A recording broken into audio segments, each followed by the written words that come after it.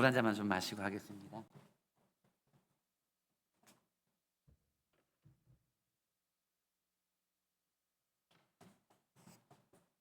할렐루야. 감사합니다. 저희 교회 주제가를 불러주셔서 감사를 드립니다. 문현동에 있는 새벽 이슬 교회라고 하는 개척한 지 13년 된 교회를 사역하고 있는 손상덕 목사입니다. 감사합니다. 이 귀한 자리에 전문 강사도 아닌데 불러주셔서 기분은 좋습니다. 기분은 좋은데 어떤 말씀을 나눠야 될까 계속 고민을 하고 기도하고 하는 중에 올해에 저에게 주셨던 가장 도전이 되고 가장 열정이 솟아나게 하는 말씀으로 저 은혜를 나누면 좋겠다 싶은 생각이 들어서 오늘 본문의 말씀을 가지고 말씀을 나누려고 생각을 하고 있습니다.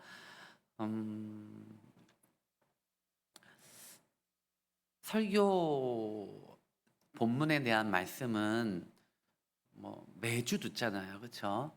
매주 들으시고 또 우리 목사님은 저보다 더 말씀을 깊이 있게 전하실 분이시기 때문에 성경에 대한 말씀을 일일이 살펴서 이야기하는 것보다는 제가 가지고 있는 사역에 대한 마음들을 좀 나눌 수 있는 시간들, 그리고 또 그 열정을 공유할 수 있는 시간들을 가지면 좋겠다 하는 그런 생각이 와서 들었습니다. 그래서 잠깐 좀 그런 이야기들도 좀 나누려고 생각을 하고 있습니다. 말씀을 좀 살펴보려고 합니다. 누가복음 5장에 보면 예수님께서 베드로를 만나는 장면이 있죠. 이걸 다른 말로 하면 베드로가 예수님을 만나는 장면이라고 할 수도 있을 겁니다. 예수님과 베드로가 만나는 이 상황, 우리 다 잘 알고 있는 부분들입니다. 베드로가 어부지 않습니까? 전문가입니다. 갈릴리 호숫가에서 어릴 때부터 우리가 생각하건대 뭐 그의 아버지 또 그의 아버지 조상대대로 그곳에서 물고기를 잡는 일을 해봤던 집안이지 않았겠습니까? 아버지가 고기를 잡는 것을 보았을 거고 좀 더 보았다면 그의 할아버지 때 고기 잡는 것들을 보고 배웠을 거고 그러면서 이야기 들었을 겁니다. 여기에 가면 고기가 잘 잡혀. 이 시간대쯤 가면 고기가 잘 잡혀. 그런 이야기를 늘 듣고 자랐을 겁니다. 그리고 베드로는 자신이 직접 고기를 잡으러 나갈 수 있을 때가 됐을 때부터는 그의 아버지로부터 또는 그의 조부모님으로부터 들었던 지식을 동원해서 고기를 잡기 시작했을 거라는 겁니다. 전문가예요. 그 분야에 있어서 전문가입니다. 자, 근데 그 사람이 이날 예수님을 만나는 날 그가 가지고 있었던 전문적인 모든 것들이 하나도 발휘되지 않았습니다. 고기를 못 잡았다고 하지 않습니까? 어떻게 보면 하루 벌어서 하루 먹고 사는 사람일지도 모르겠습니다. 그런데 그런 사람이 지난밤에 고기를 못 잡았다는 얘기는 오늘 하루를 걱정을 해야 하는 일이 있다라는 이야기지요. 자, 그의 마음은 고기를 못 잡은 거에 대해서 속상한 마음, 그리고 자기 자신의 자존심이 꺾여 있는 상태 속에서 예수님을 만났고 예수님이 자신의 배를 타자 했을 때에 기꺼이 예수님의 배를 태워 주었습니다. 그리고 좀 떨어지자 했을 때 떨어져 주었고 예수님이 그 해변가에 모여 있는 수많은 사람들에게 말씀을 하시는 동안 그 배 한켠에 앉아서 그 이야기를 다 듣고 있었습니다. 자, 그리고 나서 예수님께서 말씀하셨죠. 깊은 데로 가서 그물을 던지라라고 말씀을 하시는 거죠. 자, 그 말을 들었을 때 베드로의 기분이 어땠을까요? 오늘 성경에서는요. 말씀에 누가복음 5장에서는 뭐라고 말씀하냐면 말씀에 의지하여 그물을 내리겠습니다. 고기를 잡겠습니다. 라고 한단 말입니다. 만약에 담임 목사님이 그렇게 말씀을 하시면 그 우리 뭐 동사밀교회 목사님들은 순종하실 거예요. 그렇죠? 왜냐하면 담임 목사님이 있잖아요. 전문가도 아닌데. 그런데 베드로에게 예수님은 자신의 연결고리가 없는 사람이에요. 그리고 소문으로만 들었던 사람이에요. 그렇다면 말씀에 의지하여라고 하는 이 믿음의 고백이 과연 무슨 의미일까 생각을 좀 해보는 겁니다. 물론 말씀에 의지하여 순종했다라는 것은 우리의 기본적인 생각이니까 놔둬놓고 조금 다른 측면으로 한번 삐딱하게 한번 바라본다면 어떤 걸까요? 기분이 엄청 나빴을 겁니다. 만약에 여기에 어떤 일을 전문적으로 대학을 나오고 그 분야에서 몇 년을 일하고 그래서 나름대로 그 분야에서 내가 프로페셔널한 사람이다라고 자부하시는 분에게 제가 그 일에 대해서 감 나와라 팥 나와라 콩 나와라 이야기를 하시면 기분이 좋겠습니까? 기분이 나쁘겠죠. 나빠야 돼요. 제가 목사라도요. 그건 하면 안 돼요. 그렇죠? 더욱이 예수님의 직업은 목수. 목수가 고기 잡는 거에 대해서 압니까? 알까요? 아니요, 모를 것 같아요. 저는 고기 잡는 거를, 낚시를 제 일생에 한 4번밖에 안 했습니다. 전 지겨워서 못 하겠어요. 그거 앉아서 하루 종일 바라보고 있다가 내가 빠질 것 같아요.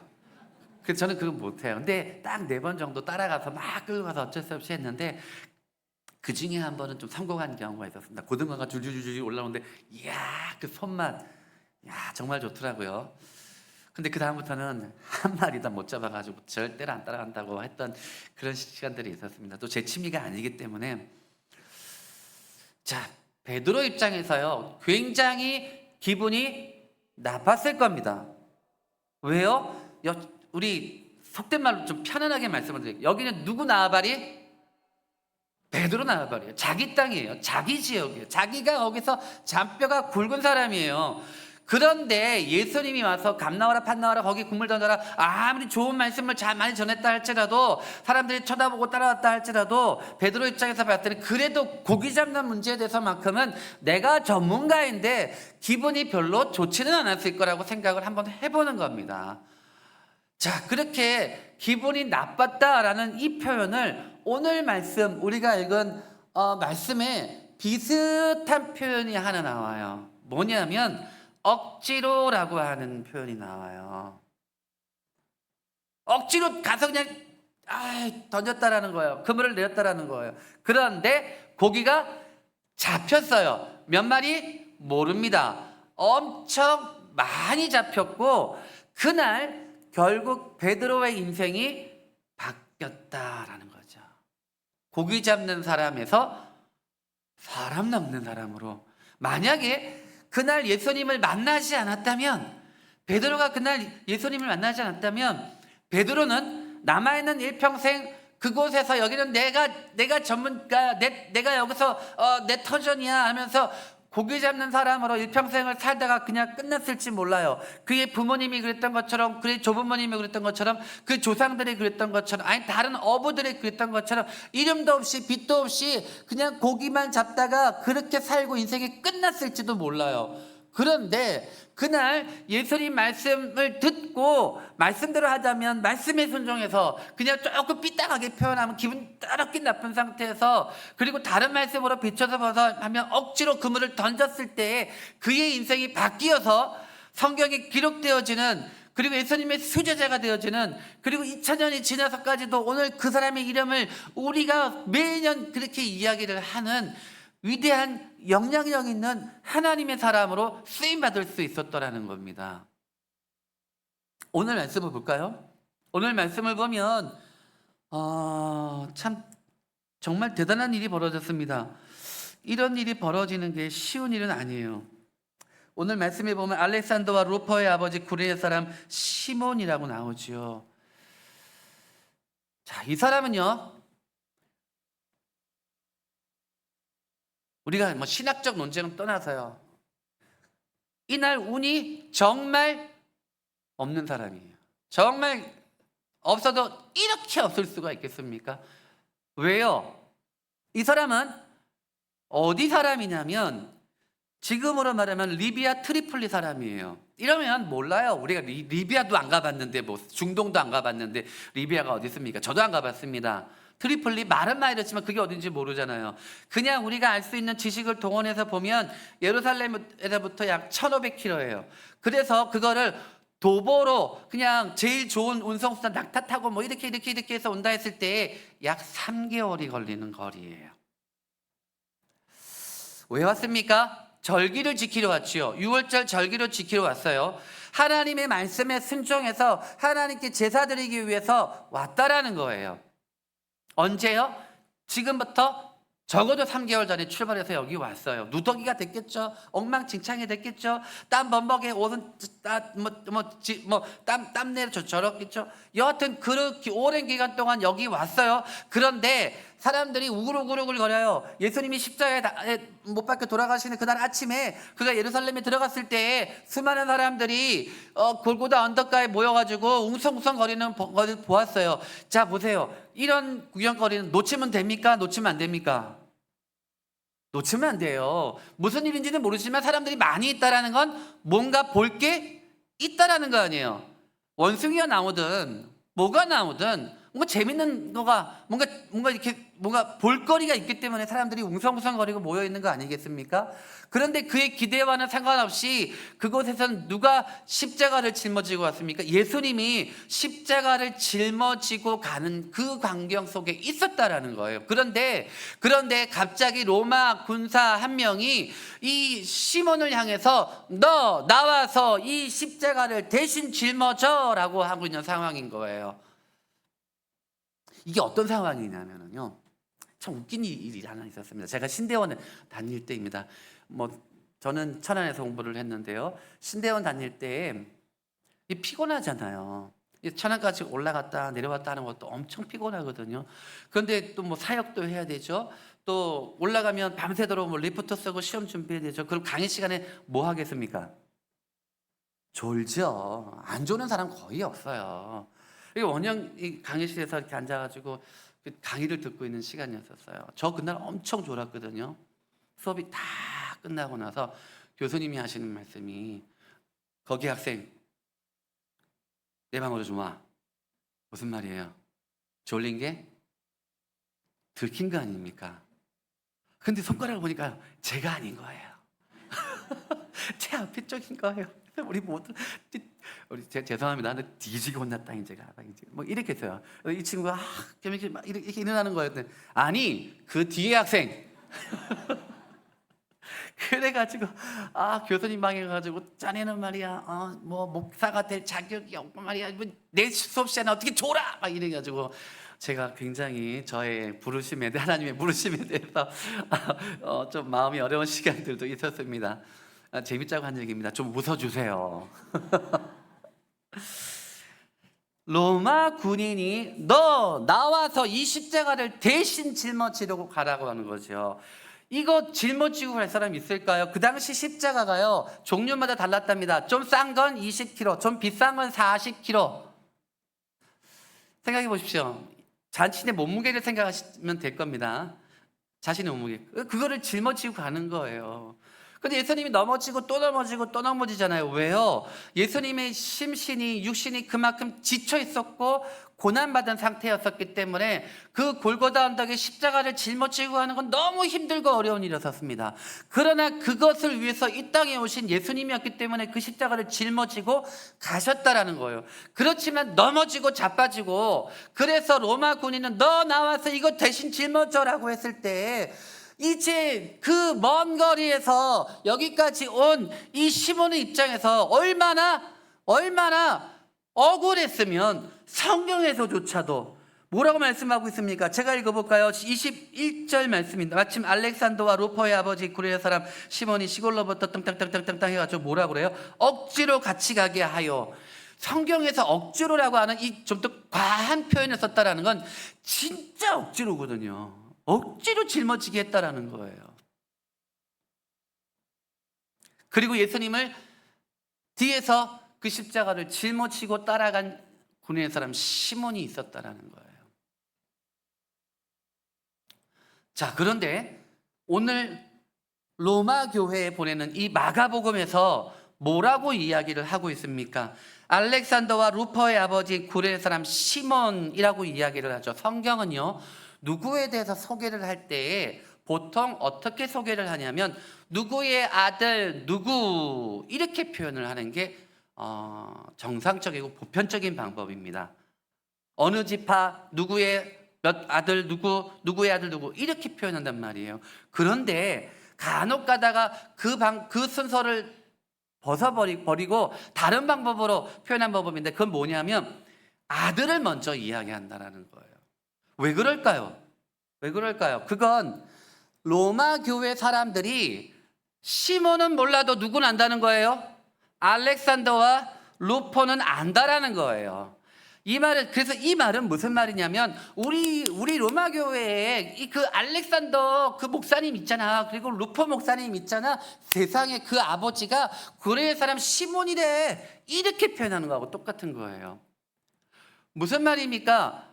구레네 사람 이 시몬이 억지로 기분 나쁜 상태에서 예수님의 십자가를 짊어졌지만 시간이 지나고 난 뒤에 보니까 어떤 일이 벌어졌냐면 십자가를 억지로 짊어졌던 그 구레네 사람 시몬은 몰라도 그의 자녀들은 그의 아들들은 초대교회의 유명한 지도자로 세워져 있더라는 거예요.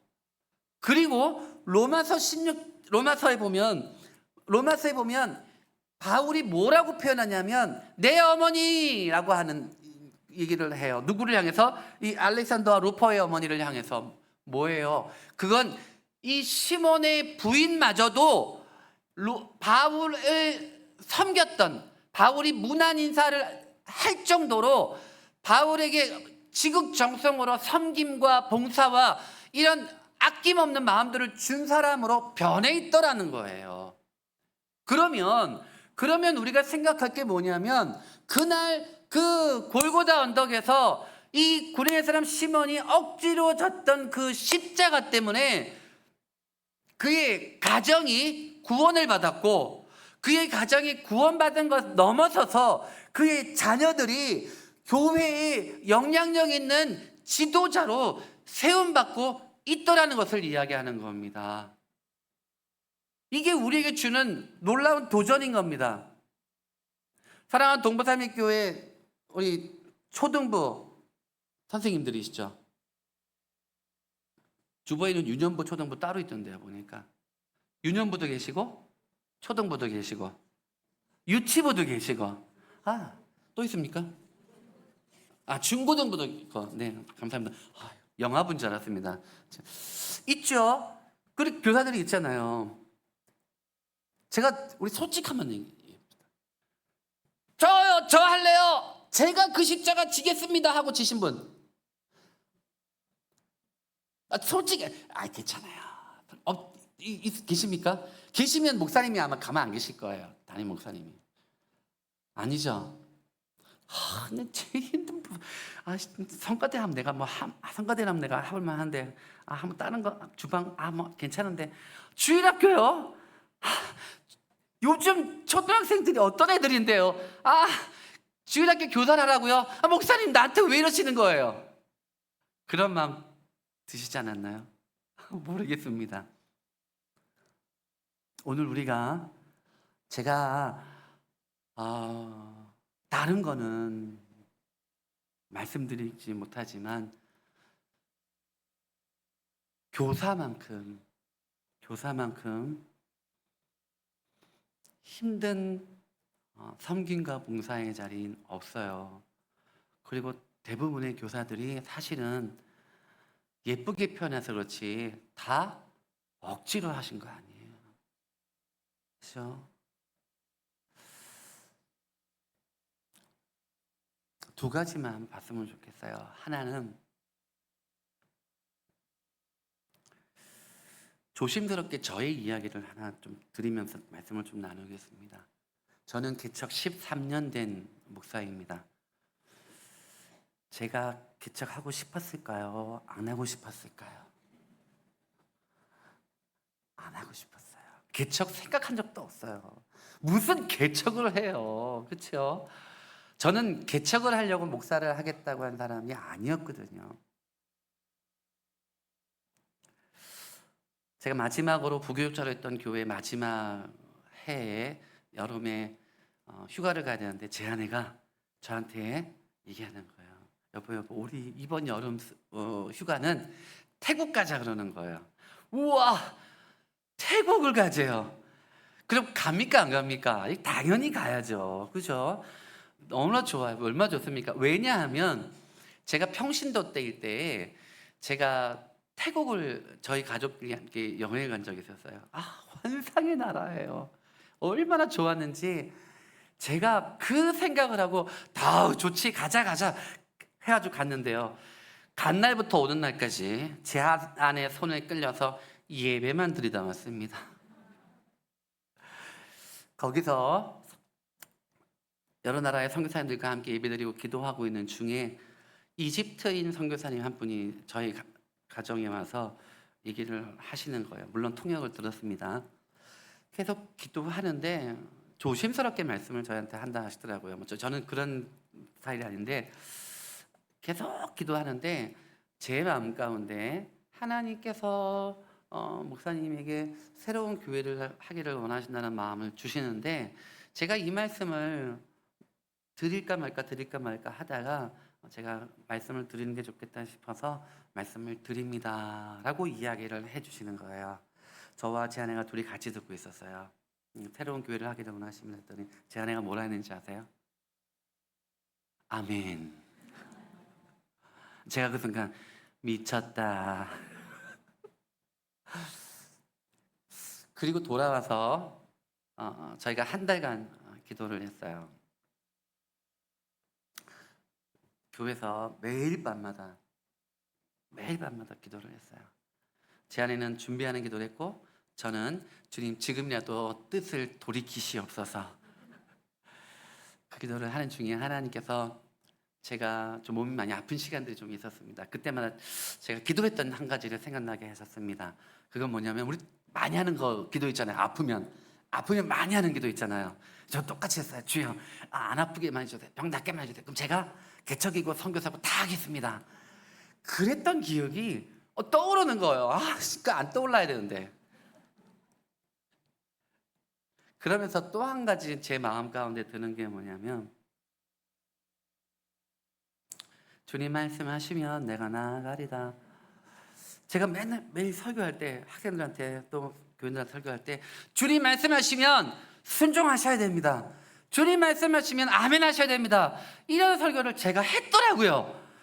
그런데 그 생각이 드는 생각보다 제 양심에 콕콕 찔러오는 거 있죠. 도저히 못 참겠는 거예요. 그래서 한 달째쯤 됐을 때 제가 제 아내에게 이런 고백들을 하면서 합시다 라고 말씀을 드리고 담임 목사님께 말씀을 드렸습니다. 저희는 개척하려고 생각한 사람 저기 한 번도 없었고 8월 달에 휴가 갔다가 9월 말에 저희가 사임을 하고 개척에 대한 것들을 시작을 했고 12월 둘째 주에 교회에서 성탄절 오기 전에 나가. 성탄절 오기 전에 나가라 빨리 나가. 그게 은혜야. 그렇게 해서 성탄절 전에 나와서 저희의 새 교회에서 저희 식구들끼리 앉아서 하나님께 예배드렸었습니다. 준비되어 있지 않았었기 때문에 돈도 없었습니다. 저희가 한 사람도 데리고 오지 말자. 아무도 데리고 오지 말자. 이렇게 이야기를 하고 기도하고 교회를 시작을 했습니다. 지금은 저희가 아파트에 살고 있습니다. 정말 감사하죠. 개척했을 때에는요, 교회 한쪽에다가 저희 집을 꾸리고 살았었습니다. 저희 아이들이 3명이었습니다. 배나 아파 기른 아이 3명에다가 가슴으로 키운 아이가 하나 더 있습니다. 이렇게 4명의 아이들을 키웠는데 그 당시에 저희가 개척하면서 가슴으로 낳은 아이는 방을 하나 얻어가지고 교회 근처에 원룸에서 살게 하고 나머지 아이들을 데리고 저희들이 개척한 교회의 한 구석에서 살았었습니다. 지금도 그 자리에 저희가 교회가 계속 되는데 겨울에는 왜 이렇게 추워요? 여름에는 왜 이렇게 더워요? 너무 더운 거예요. 너무 추운 거예요. 그건 안 겪어본 사람은 잘 모릅니다. 그렇게 저희들이 거기서 약 5년 정도를 살았었습니다. 거기서 아이들을 대학을 보내고 또 대학을 보내고 초등학교 막둥이가 초등학생 때 거기서 개척을 했고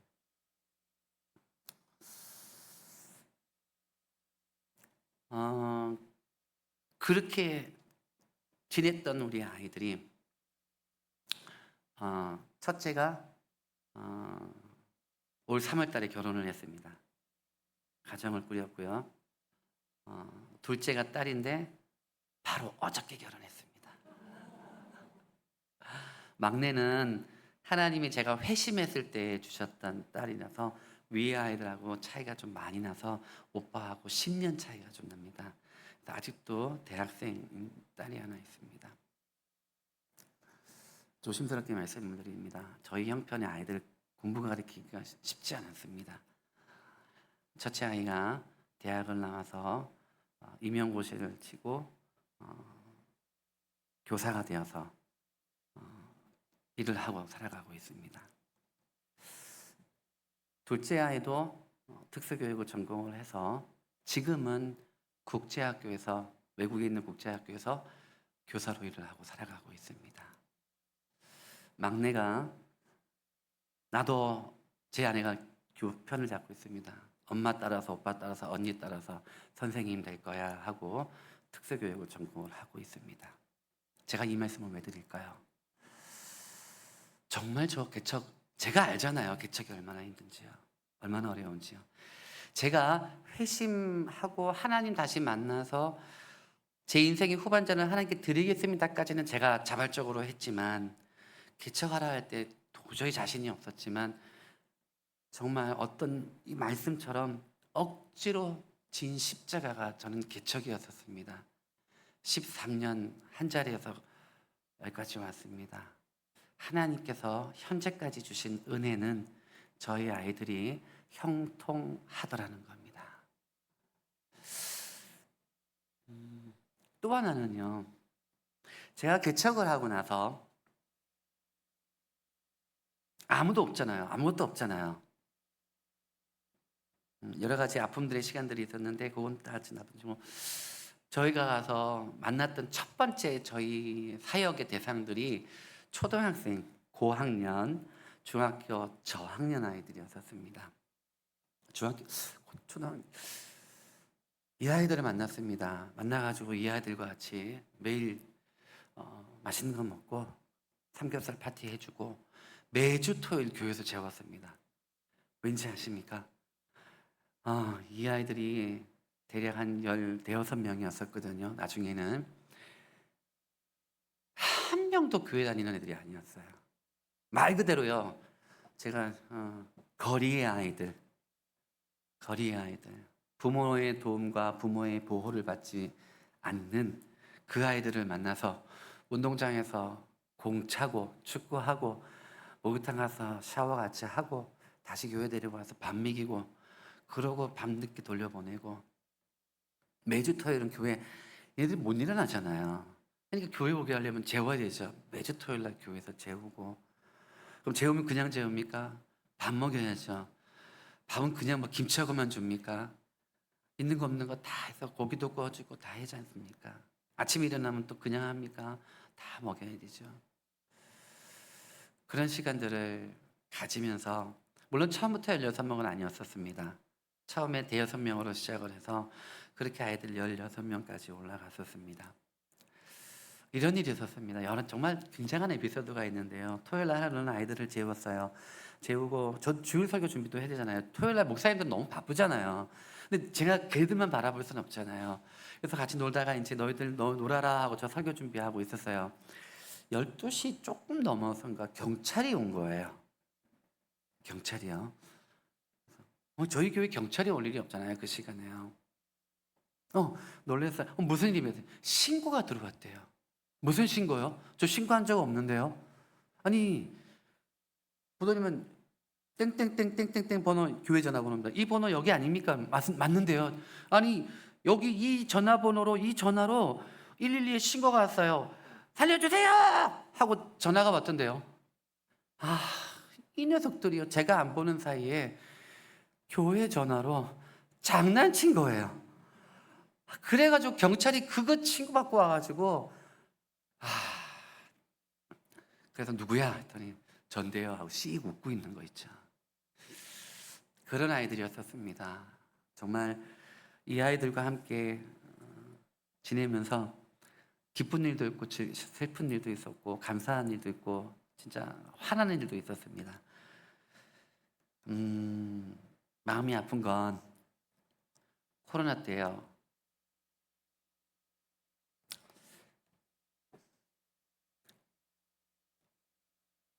다 떠났어요. 이 16명의 아이들이 동네 애들이거든요. 다 떠났어요. 그 떠난 그 자리에 제가 얼마나 억울했겠습니까? 하나님께 제가 얼마나 원망했겠습니까? 정말 서럽고 정말 화가 났었습니다. 하나님, 코로나 때문에 힘든 것도 있긴 하지만 어떻게 저 아이들 저한테 이렇게 배신을 할 수 있죠? 어떻게 저를 이렇게 하고 떠날 수 있죠? 자기들 배고플 때 내가 먹였고 자기들 더러울 때 내가 씻겼고 자기들 놀자 할 때 놀아주고 근데 어떻게 나한테 이렇게 아이들이 할 수 있죠? 하고 제가 하나님께 얼마나 많이 불평했는지 몰라요.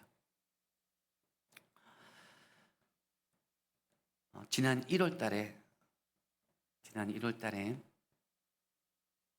그 16명 중에 한 명의 친구가 전화가 왔어요. 전화가 와서 저한테 그래도 제가 제일 마지막까지 믿었던 친구거든요. 근데요, 이 아이를 만나기 위해서 제가 학교 앞에서 기다렸어요. 등굣길에. 하굣길은 모르니까. 저를 보고 무시하고 갔어요. 없는 듯 보고 갔어요. 그랬던 친구예요.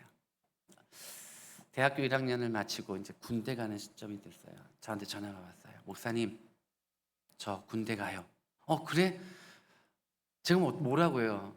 왜 전화했어? 이렇게 합니까? 못 하잖아요. 그래? 네가 벌써 그렇게 됐구나. 목사님 인사드리러 가도 될까요? 그래, 와. 제가 만났어요. 와서 저한테 하는 말이 그런 거예요. 목사님, 그때는 제가 너무 어렵고 저도 사춘기였고 제가 어떻게 될지를 모르는 시기였기 때문에 제가 그렇게 했습니다. 목사님 죄송합니다. 정말 죄송합니다. 목사님 제가 월요일 날 군대를 가는데 이번 주 주일 날 교회 나와도 되겠습니까? 제가 반신반의했어요. 그래, 너무 좋지. 제 마음속에 오겠나. 왔어요. 와서 예배 드렸어요. 축복기도 받고 군대 갔어요. 군대 가서요.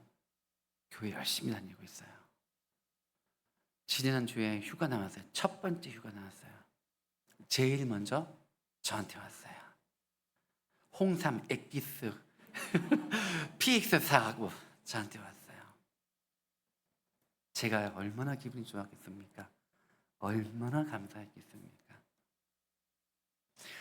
너무 놀라운 게 뭐냐면 같은 날 오후에 왕준이라고 하는 친구가 찾아왔어요. 그 16명의 무리 중에 한 명이에요. 둘이 약속한 것도 아니고 둘이 연락도 안 돼요. 근데 어떻게 왔는지 몰라요. 오후에 저한테 연락이 왔어요. 모르는데. 그리고 찾아오겠대. 누군지 모르겠, 기억이 안 나는 거예요. 와서 봤는데 그때 아이인 거예요. 그렇게 그렇게 나를 아프게 했던 친구 중에 하나인데 이 친구가 서울로 전학을 갔고 서울에 있는 고등학교를 나왔고 그리고 군대를 갔다 와서 제대한 지 보름 됐는데 고향에 오고 싶어서 부산에 한 번 오고 싶어서 와서 교회를 온 거예요. 얼마나 감사한지요. 물론 지금 교회는 안 나가고 있습니다. 그러나 언젠가는 나갈 거라고 저는 믿습니다. 제가 이 말씀을 왜 드릴까요? 우리는 대부분 그래요. 저도 학생 때 그랬고 저도 젊은 때 그랬고 우리가 자원해서 교사를 하는 경우는 그렇게 많지 않습니다. 사명감을 가지고 저요, 제가 하겠습니다. 주여, 내가 여기 있나이다. 나를 써서 이렇게 해서 교사하시는 분들 사실은 그렇게 많지가 않습니다. 교회의 다른 부서도 마찬가지입니다. 교회의 어떤 부서도 사실은 연말만 되면 나 좀 빼주지. 내년엔 내가 셀프 안식년이야. 뭐 이러잖아요. 그런데 부목사님이 오셔서 집사님 하셔야 돼요. 이 말씀 들으면 또 무너지잖아요. 또 녹아내리잖아요. 저는 그렇습니다. 구레네 사람 시몬이 성경에서까지 이야기하는 건 뭐냐면 그 사람은 억지로 졌어. 억지로 진 거야. 성경이 정확하게 얘기잖아요. 억지로. 그런데 훗날 보니까 그의 두 아들이 구원받고 교회의 지도자로 있더라. 그의 아내가 대사도 바울로부터 내 어머니라고 하는 그 이야기를 듣더라. 이 정도면 놀라운 은혜가 아닐까요? 억지로 졌음에도 불구하고 하나님은 그런 놀라운 역사와 일을 하시더라는 겁니다. 구레네 사람 시몬은요, 오늘 이 십자가를 짊어지기 위해서 몇 달 전에 자기 집에서 출발했다고 말씀드렸습니까? 석 달이라고 했죠. 조금 차이는 있을 수 있어요. 여하튼 오늘 출발한 건 아닙니다. 그러나 하나님이 오늘 이 십자가를 억지로 지게 하시는 건 창조 이전 너무 머니까 다 내려놓고 적어도 3개월 전에 하나님께서 구레네 사람 시몬을 출발시키셔가지고 오늘 이 시간, 이날, 이 시간에 여기에 있게 하셨다라는 거예요. 그러니까 구레네 사람 시몬에게는 억지로일지 모르지만 이건 하나님의 계획하심이라는 것을 믿으시기 바랍니다. 하나님은 그냥 일하시는 분이 아니에요. 하나님은 대충 일하시는 분은 아니에요. 하나님은 아무나 집어가지고 네가 좀 해 뭐 이렇게 하시는 분이 아니라 내가 해야 돼. 그리고 이건 내가 계획한 일이고 준비한 일이기 때문에 내가 그렇게 해야 돼라고 말씀하시는 거예요. 그런데 우리 입장에서 볼 때는 그게 억지로일지는 몰라요. 그러나 이 일을 계획하신 그 하나님은 억지로 짊어지는 이 순간만 바라보시는 것이 아니라 이 순간 뒤에 있을 하나님의 놀라운 축복과 은혜까지 다 바라보시고 계획하시고 오늘이 이 일을 행하신다라고 하는 믿음을 가진다면 우리 눈에 내일은 보일지 안 보일지 몰라요. 10년 후 안 보일지 몰라요. 어떻게 될지 아무도 모릅니다. 그러나 적어도 우리가 믿음이 있다면 하나님의 계획하심은 지금 이 순간만이 아니라 이 순간 뒤에 있는 그 놀라운 일들까지 다 준비하셨기 때문에 하나님은 여러분들의 수고와 헌신이 때로는 억지로라는 말이 들어가는 그 순종과 헌신일지 몰라도 하나님의 계획하심은 여기가 아니고 여기 뒤에 있는 놀라운 축복이라는 것을 믿으시기 바랍니다. 그것이 여러분의 가정에 주어질 수도 있는 것을 말씀을 드리는 겁니다. 저희 가정을 예를 들어서 그게 제일 좋은 예니까 저희 가정의 예를 들어서 말씀을 드리는 건 하나님은 그렇게 했을 때에 여러분의 가정에 주시는 놀라운 축복과 은혜가 있음을 보시라는 거예요. 그게 없으면 어떻게 해요? 내가 열심히 했는데 내 자식들은 다 엉망진창으로 있다면 그건 하나님의 방법은 절대로 아니라는 겁니다. 하나님은 절대로 그렇게 일하지 않으신다는 겁니다. 두 번째로 뭐예요? 언젠가 여러분들이 지금 가르쳤던 이 아이들이 혹 이번 주 나오고 다음 주에 안 나올지도 몰라요. 그리고 여러분이 너무너무 속상하고 너무너무 억울하고 너무너무 화가 나는 그런 교사로서의 시간이 이 아이들한테 뒤통수 맞으면서 속상하게 다니면서 일어날지도 모르겠어요. 말 안 듣고 정말 내 인내심을 테스트하는 아이 같아요. 너 우리 집 아이였으면 너 죽었어 벌써. 그런 시간이 많이 들잖아요. 그런 시간들 통해서 하나님께서 이 아이들에게 무엇을 주시는 거예요? 10년 뒤에, 20년 뒤에 여러분들을 바라보게 될 그 아이들이 있다라는 거예요. 때로는 그 아이들 중에 상당수는 제가 그렇게 만났던 많은 어린이들 중에, 많은 청소년 중에 벌써 드링킹으로 저기 하늘 날아간 친구도 있어요. 얼마 안 됐어요. 그러나 우리가 거기까지는 못 간다 할지라도 하나님은 우리의 오늘 이 어린이들, 이 청소년들, 이 아이들을 위해서 우리가 헌신하고 승고하는 것에 대해서 지금 열매를 맺는 게 아니라 어느 날 아이들이 얘기할 겁니다. 선생님, 저는 그때 선생님이 저를 안아준 게 제 인생을 변화시켰습니다. 라고 하는 이야기를 한 번만 들으면 될 거 아닙니까? 그렇죠? 한 번만 들어도 돼요. 그럼 다 보상되지 않습니까? 분명히 우리 하나님 그렇게 일하실 겁니다. 분명히 하나님 그렇게 일하시는 분이십니다. 여러분의 가정을 향한, 그리고 여러분들이 만나서 가르쳤던 그 아이들, 지금은 잘 모르지만, 지금은 보이지 않고 잡히지 않고 아무 느낌도 없을지 모르지만 하나님은 그 뒤까지 일하시는 분이신 것을 믿으시기 바랍니다. 저는 지금 코로나가 끝나고 나서 한 1년 정도는 좀 많이 멘붕이었었습니다. 왜냐하면 그 아이들 다 떠나고 나서 사역이 없잖아요. 저희 교회에서 태어난 아이가 지금 초등학교 3학년입니다. 저희 교회에서 태어난 아이가 초등학교 3학년이에요. 얘는 너 고향교회가 어디야? 그러면 얘는 저희 새벽이슬 교회를 이야기를 해요. 나머지는 고향교회가 아니죠. 이런저런 사정에서 저희 교회에 오신 분들이 있으란 거예요. 요 아이들이 커서 중학생, 고등학생, 대학생 될 때까지는 시간이 많이 필요한 일들을 지금 하고 있어요. 그러면서 제 마음 가운데 하나님, 쟤들 다 떠나고 정말 저도 이제 아이고 힘들어, 안 되겠어요, 못 하겠어요, 어떡하죠, 뭐부터 하죠, 어떻게 되죠? 쭉 기도를 하는 시간들을 많이 가졌습니다. 그러면서 사실 저는 30 중반에 하나님을 다시 만나는 신학대학을 나오고, 학부 때 대학생 때 신학대학을 나오고, 제가 목사님께 잠깐 말씀드렸지만 대학 4학년 때, 신학대학 4학년 때 제가 하나님께서 은혜를 주셔서 저한테 이런 마음을 갖게 하셨어요. 내가 목사가 되면 안 돼. 내가 목사가 되면 나도 죽고 내가 섬기는 교회 성도들도 나랑 똑같이 죽을 거야. 그러니까 나는 목사가 되면 안 돼. 돈 벌어야 돼, 돈. 그리고선 신학대학원 가는 걸 포기하고 일반 직장 생활을 했습니다. 돈을 벌기 위해서 하나님과 멀어지는 시간들을 가졌었습니다. 하나님 다시 저를 불러주시는 시간들이 있었고요. 그래서 제가 하나님이 저를 다시 만나게 해주셨어요. 시간이 있으면 말씀드리고 싶은데 너무 극적으로 만났어요. 어떻게 만났는지 아세요? 저 돈 잘 벌었거든요. 돈 잘 벌었는데 망했어요. 망하고요. 그냥 망한 게 아니고요. 한 20년 정도 신용불량자로 사게끔, 그 정도로 망했습니다.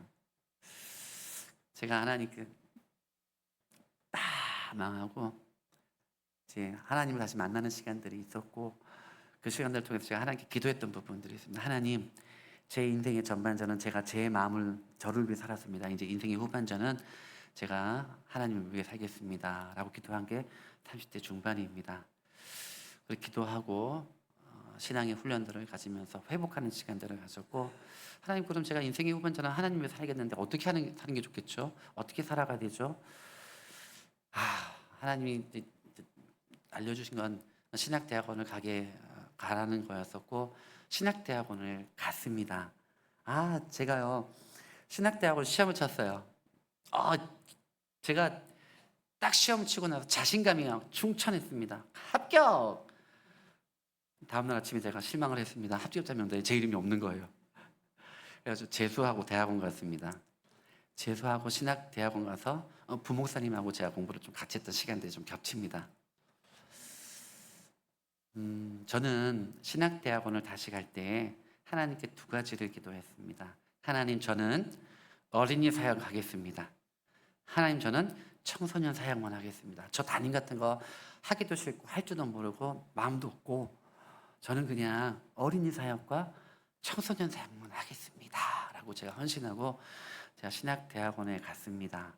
그리고 신학대학원에 감과 동시에 열심히 어린이 사역, 청소년 사역을 했습니다. 부교육자로 있으면서 제가 어린이 사역을 정말 열심히 해서 어린이 선교단체에 가고 싶었는데 제가 신학대학원을 졸업할 때 나이가 40살이었어요. 그리고 하니까 어린이 선교단체에서도 선생님은 나이가 너무 많아서 안 되겠어요. SFC 간사를 지원했어요. 조정만 목사님이 저한테 니는 나이 많아서 안 돼. 그래가지고 청소년 선교 사역 단체도 못 가고 어린이 선교 단체도 못 가고 하나님 다 막으셔서 그래 마지막 남아있는 거 하나 교회에서 열심히 하자. 교회에서 어린이 사역, 청소년 사역 정말 불같이 했습니다. 열심히 했고 열정을 다해서 했고 하나님이 주신 은혜에 따라서 부흥했어요. 정말 부흥했어요. 많이 부흥했어요. 제가 그 시간들 기억이 나면서 제가 하나님께 기도한 것 청소년들은 다 잊어버렸으니까 어린이부터 다시 하겠습니다. 애들부터 다시 하겠습니다. 근데 뭐 애들이 있어야죠. 어디 가세요? 학교 앞 전도 해보셨죠? 학교 앞 전도 가능하나요? 요즘 거의 안 돼요. 잘못하면 신고 들어오잖아요. 제가 봤어요. 저희 근처에 무슨 제일교회 집사님들 학교 앞 전도하다가 학교에서 나와가지고 고발해가지고 경찰 들어가는 거 봤어요. 안 돼요. 뭐 소스가 있어야죠. 제가 죄송합니다. 근데 여기는 소스 있잖아요. 각 반에 적어도 한 두세 명씩은 있을 거 아니에요. 그렇죠? 뭐 애들이 있어. 야, 친구 좀 꼬셔와. 친구 좀 데리고 와. 좀 우리 교회 잘하는 애들 2명한테 야, 너는 친구도 없니? 주일날 오전 10시에 안 믿는 집 가정의 아이들 전도하기 쉽나요? 어렵나요? 안 보냅니다. 웬만한 보통 집에서는요 2가지 때문에 안 보냅니다. 하나, 첫째 그 시간에 절대로 안 일어난다. 2번째, 교회 보내는 건 이상하게 좀 잘 안 하셔요. 물론 절도 안 보내더라고요. 성당도 잘 안 보내요. 안 되겠더라고요. 주일날 오전 10시에 아무리 제가 방법을 아무리 짜내도 소스도 없지 방법도 없지. 그렇다고 교회는 뭐 건물이라도 있어야죠. 저희 교회는 조그만 상가 4층에 있거든요. 조그매요. 이 교회 본당에 다 치면 뭐 이런 공간 장어 다 치면 요 공간에 한 3분의 1 정도 돼요. 저희 교회가요. 상가에 있으니까 보이지도 않아요. 간판들이 많은 것 중에 저희 간판을 찾으려고 해야 보이는단 말이에요. 힘들지 않습니까? 기도하는 중에 그래? 주일날 안 되면 다른 날 하지 뭐 해서 생각해낸 것이 토요일 날이었습니다. 그리고 일어나서 올 수 있는 시간이었습니다. 그래서 저희가 토요일 날 한 달에 한 번 2시부터 5시 반까지 토요 학교를 시작을 했습니다. 1년 반 조금 넘었어요. 작년 3월 달부터 했거든요. 어떻게 해요? 우리 교회 잘하는 아이들 집사님 아이 2 데리고 시작을 했어요. 예배 20분 드리고요. 2시간 반 동안 놀았습니다. 아시죠? 아이들한테 뭘 죄송합니다. 못 빨려요? 기빨려요. 2시간 반 같이 놀아보세요. 같이 뛰어보세요. 저희도 그냥 안 놀거든요. 온 사방팔방이 지축이 흔들 정도 뛰어놀거든요. 먹이고 또 먹이고 이렇게 하면서 토요학교를 시작을 했습니다. 한 달에 한 번 합니다. 제 마음은 한 달에 몇 번 하고 싶을까요? 4번 하고 싶습니다. 매주 하고 싶습니다. 그런데 교사가 없어요. 저하고 우리 교회 아이들 2 아이의 엄마하고 제 아내 3이서 해야 돼요. 3명이서 이 일을 한다는 건 정말 힘든 일입니다. 우리 아이들 엄마 집사님 반주하다가 뒤에 가서 PPT 하다가 다시 반주하다가 조용히 해! 하고 다시 반주하다가 야 너 하다가 다시 반주하다가 다시 뒤에 가서 PPT 넘기고 제 아내는 아이들 간식 준비하고 이렇게 하고 나면 우리 셋 다 기절을 하거든요. 전 또 주일 섬겨야 되기 때문에 이 일을 한 달에 4번 하는 건 저희한테는 정말 어렵습니다. 정말 어려운 일입니다. 지금 몇 명 올까요? 지금 제일 많이 올 때가 12명 옵니다. 보통 9명에서 10명이 옵니다. 그럼 우리 반 정도밖에 안 되는데요, 뭐. 그렇게 생각하시면 안 돼요. 그 10명을 불러 모으기 위해 저와 제 아내가, 그리고 제 집사님이 얼마나 많이 수고했겠습니까? 얼마나 정말 기도하고 얼마나 처절하게 그 시간들을 우리가 준비하고 했겠습니까?